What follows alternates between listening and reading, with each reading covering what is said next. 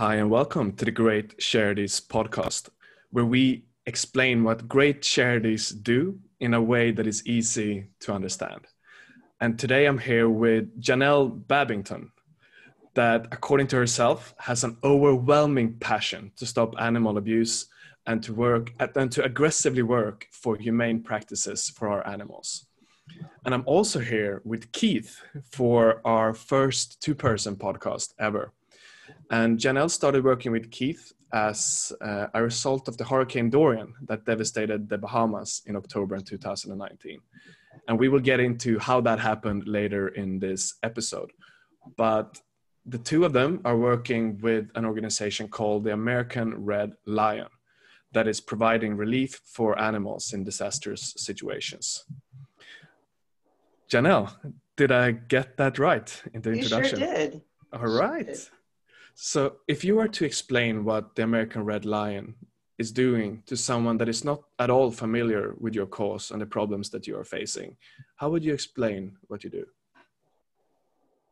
Well, American Red Lion is designed to basically stop the unnecessary abandoning and suffering of animals during disasters. When Hurricane Matthew hit my hometown in Wilmington, North Carolina in 2016, as an animal lover, I wanted to donate funds to help the animals. And I couldn't find anywhere to donate. So American Red Lion was formed. I thought, here I'm trying to give away money. I want to help the animals, and I don't know who to donate to. Nobody's soliciting a donation from me. And I ended up donating to a website called nextdoor.com to people I never met. I had no idea if these people honest or where the funds were going, but when disaster strikes and your emotions are running high, you want to donate and you want to make a difference. So after this scenario, it took me about 12 phone calls and 4 hours for me to try to make a donation. And I thought, this is crazy. And I was out of state at the time, which made it a little bit more difficult for me to donate. But the moral of the story is nobody was soliciting a donation from me. I didn't know who to donate to. And after Hurricane Matthew, I knew there had to be an easier, more trustworthy way created for people to be able to donate to the animals during these crises. So American Red Lion set out to collect donations and provide funds by identifying the credible boots on the ground animal organizations who were out there rescuing the animals during disasters. Basically, it's designed to be a trustworthy venue for people to donate to. And we work as a middle ground organization, dispersing funds to the organizations who are on the ground actually rescuing the animals. So is the idea with the American Red Lion then is to prepare beforehand a catastrophe happens so that there is already a structure to take care of animals that will be abandoned, compared to having, when the disaster has struck, then you collect funds and you don't know where to go? Absolutely. You have approximately 30,000 animal welfare organizations in the United States. So when disaster strikes, people want to be able to make a donation, but they don't know who to donate to. We've got some wonderful organizations. We have the Humane Society, you've got the ASPCA, but those are only two organizations. And when you have these massive disasters like Hurricane Harvey, Hurricane Irma, Hurricane Dorian, you have 30,000 organizations able to help, but people keep donating to the same charities over and again, and these other charities aren't getting the money to be able to rescue the animals. So this is where American Red Lion comes in. I see. And I'm situated in Stockholm, and we are blessed to not have any natural disasters at all here. We don't have any crazy storms. We don't have any earthquakes. So for people in my country, or maybe in the rest of Europe, is there something you think that we don't understand about what happens to animals when there's a disaster like this that you would like for us to be aware of? Well, I think the biggest reason is the biggest problem we have is that you've got probably 65% of the US owns either one cat or one dog. So when disaster strikes and people know there's going to be a disaster and they know they need to do something with their animals, but they're in survival mode. They need to know where to bring their animals, and they don't know where to bring them currently. So that I understand then, you have an animal, you know beforehand that a catastrophe will come, like a storm or something, and you have to Correct. run, and you have no means and resources to, why can't you bring the animal? Well, there's nowhere to bring the animals. The American Red Cross will set up shelters for people, but only service animals are allowed. So we've got a big problem here. Okay. So when it comes, so they don't let the animal in to those rescue they don't centers. let the animals into the shelters, correct. So we need to have some sort of coordinated system where people can bring their animals and they know ahead of time where to bring the animals before disaster strikes. Most people are just, they have to go to a shelter. They can't bring their animals, so they end up abandoning their animals. It's a terrible situation. People will drive with their last bit of gas to get to an animal rescue shelter and say, please take my dog or my cat. And these rescue shelters will do anything to take their dog or their cat, but they have limited resources and limited room themselves. So what happens then with the animals that get abandoned? They're abandoned, exactly. They stay in the house, or they run in the streets? Or? Well, they abandon them. Yeah, exactly. Yeah, they stay in the house. They run in the streets. They drown. There's really not much being done about it. They did their after Katrina, Hurricane Katrina, which was a catastrophic disaster in New Orleans, Louisiana. If you knew anything about that, there was an act, the emergency. It's the Emergency Assistance Act and the Emergency Planning Act of 2015. And what this implies is that the United States needs to have some sort of operational plans that address the needs of people with household pets and service animals for a disaster emergency or an emergency. But these acts aren't being enforced. And quite frankly, they're not going to be effective if people can't donate to the organizations that are able to do the rescuing. Does that make sense? Yes, I think I got what you meant there. So yes, keep going. People end up abandoning their pets because they're in survival mode. They have to leave. They have to take care of themselves. The shelters won't allow their pets to come in.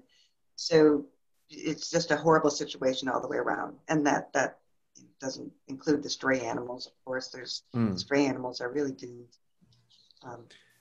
Is there any focus on other animals, like maybe farm animals or wild animals, or is it only focused on cats and dogs? Oh no, there's a focus on farm animals. Everybody again is in survival mode when these disasters strike, and the farms need money and they need resources. It's really kind of helter skelter, and it continues to be that way year after year. It's just kind of helter-skelter. Our goal at American Red Lion is to be able to fund these small organizations ahead of time so that people know ahead of time where they can bring their dog or cat. If these smaller organizations have the funds and supplies on hand, then people will know that they can bring their dog or cat there. And these local animal welfare organizations will stay with your dog and your cat, and they will take care of them if they have the funds and resources to do so. So as it stands, American Red Lion has a large platform to stand on, and we collect quite a bit of funds when disaster strikes, and we take a lot of time identifying these organizations that are out there with animals, who have animals that have been dropped off to them, who are out there trying to rescue, and we get the funds in their hands as quickly as possible. But I'm very glad someone is taking this responsibility to help these abandoned animals. And how did you and Keith then meet and started working on this together? Well, when Hurricane Dorian struck in October, is that right, Keith? No, it was on September 2nd. Okay, September 2nd. So when Hurricane Dorian struck, I did my thing. American Red Lion started soliciting funds and was collecting funds. And now the next part of my job is to start following the story 24/7. I have a friend who's a writer, and I get a lot of stories from her. She has a lot of information. So I start following the stories. about what's going on the news. And then I identify the people out there helping. I stumbled on Keith Cooper, who was doing all this rescuing of the animals. He was in the news. I saw him on Facebook. I was Googling about him. I was learning about him. I was so impressed with everything that he was doing. And then I was figuring out who was getting money, who wasn't getting money, which is what we do. It's a lot of research goes into every dime we donate. And I discovered that Keith wasn't getting the funds he needed, but he was out there doing this extraordinary job of rescuing all these animals. So I, made the executive decision that he was going to get the bulk of the funds. He actually ended up getting all of the funds from Hurricane Dorian because of the research that I did and of the work that Keith was doing. So that's how Keith and I connected. All right. We started talking. And Keith, what would you say is the success so far that you are the most proud of?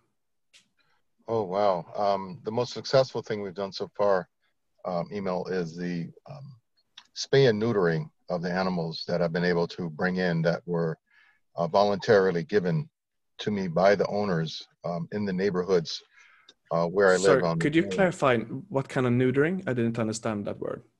Spay, S-P-A-Y, spay and neutering. What does that cats mean? And dogs. That means that the dogs and animals are clipped of their sexual reproductive organs so that they don't reproduce and make more puppies or more cats. Okay, so that you do the first thing when you take them in and take care of them. Right, yeah. And also the other aspects of it is treating them with tick and flea medicine to give them some relief from the itching, as well as to provide food, which is the most essential thing I've been doing, is feeding the stray animals that were abandoned or that have no owners. And I would actually go to houses where people had animals or an abundance of animals that they weren't properly taken care of. And I would ask them if I could feed their animals for them because they didn't have the money after the hurricane, because a lot of people lost their jobs and couldn't afford to feed the animals that were in their yards. Wow. So I went from literally, I mean, I can't even begin to tell you how many homes and how many communities I've been to over the last 4 months to try to help people with relief efforts in that sense. And also when people would bring over dog food or cat food, I would use my truck to actually go into the communities and provide food to those families that had pets or they were responsible pet owners, and give them enough food so that the dogs and the cats would have enough food to eat for a specific period of time.